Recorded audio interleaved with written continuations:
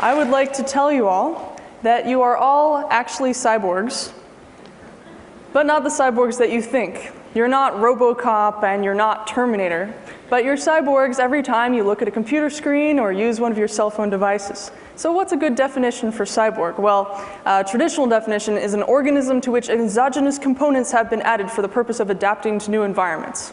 That came from a 1960 paper on space travel, because if you think about it, space is pretty awkward. People aren't supposed to be there, but humans are curious and they like to add things to their bodies so that they can go to the Alps one day and then become a fish in the sea the next.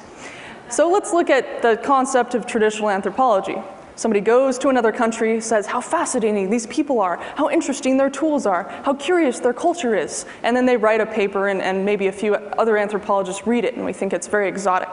Well, what's happening is that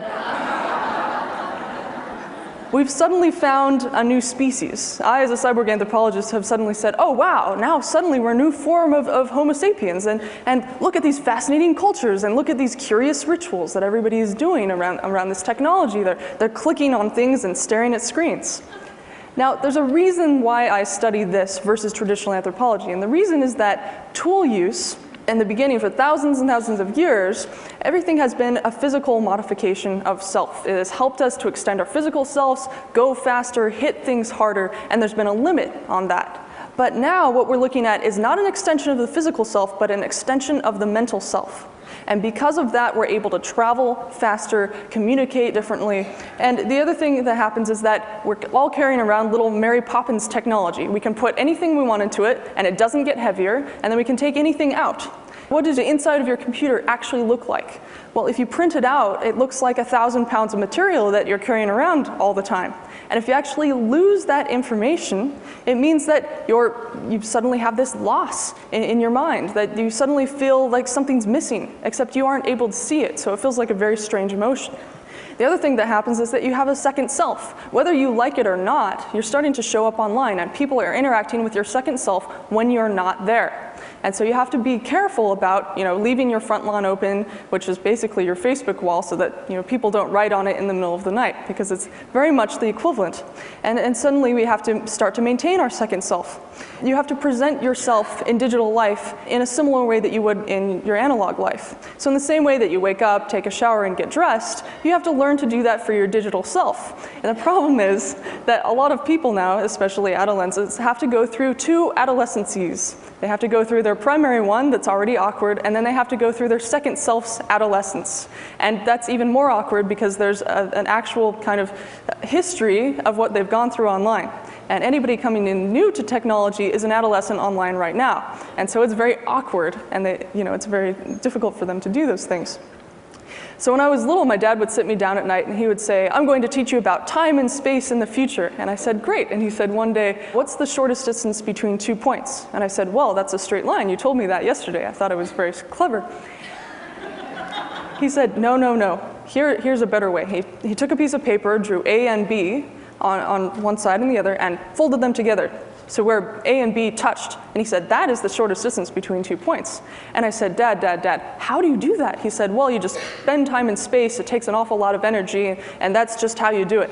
And I said, I want to do that. And he said, well, okay. And so when I went to sleep for the next 10 or 20 years, I was thinking at night, I want to be the first person to create a wormhole, to make things accelerate faster, and I want to make a time machine. I was always sending messages to my future self and using tape recorders. But then what I realized when I went to college is that technology doesn't just get adopted because it works. It gets adopted because people use it, and it's made for humans. So I started studying anthropology. And when I was writing my thesis on cell phones, I realized that everyone was carrying around wormholes in their pocket. They weren't physically transporting themselves, they were mentally transporting themselves. They would click on a button and they would be connected as A to B immediately. And I thought, oh wow, I found it, this is great. So over time and space have compressed because of this. You can stand on one side of the world, whisper something, and be heard on the other. One of the other ideas that comes around is that you have a different type of time on every single device that you use. Every single browser tab gives you a different type of time. And because of that, you start to dig around for your external memories. Where did you leave them? So now we're all these paleontologists that are digging for things that we've lost on our external brains that we're carrying around in our pockets. And that incites a sort of panic architecture. Oh no, where's this thing? It's coming in. We're all I Love Lucy on a great assembly line of information, and we can't keep up. And so what happens is when we bring all of that into the social space, we end up checking our phones all the time. So we have this sort of thing called ambient intimacy. It's not that we're always connected to everybody, but at any time we can connect to anyone we want. And if you were able to print out everybody in your cell phone, the room would be very crowded. These are all the people that you have access to right now. In general, all of these people, all your friends and family that you can connect to. And so there are some psychological effects that happen with this.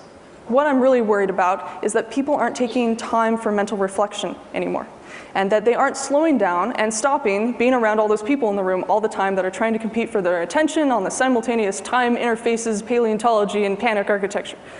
They're not just sitting there. And really, when you have no external input, that is the time when there's a creation of self, when you can do long-term planning, when you can try and figure out who you really are. And then once you do that, you can figure out how to present your second self in a legitimate way, instead of just dealing with everything as it comes in and, oh, I have to do this, and I have to do this, and I have to do this. And so this is very important. I'm really worried that especially kids today, they're not going to be dealing with this downtime, that they have an instantaneous button-clicking culture, and that everything comes to them, and that they become very excited about it and very addicted to it. So if you think about it, the world hasn't stopped either. It has its own external prosthetic devices. And these devices are helping us all to communicate and interact with each other. But when you actually visualize it, all the connections that we're doing right now, this is an image of the mapping of the internet. It doesn't look technological. It actually looks very organic. This is the first time in the entire history of humanity that we've connected in this way. And it's not that machines are taking over. It's that they're helping us to be more human, helping us to connect with each other. The most successful technology gets out of the way and helps us live our lives. And really, it ends up being more human than technology because we're co-creating each other all the time. And so this is the important point that I like to study. Things are beautiful, that it's still human connection. It's just done in a different way. We're just increasing our humanness and our ability to connect with each other regardless of geography. So that's why I study cyborg anthropology. Thank you.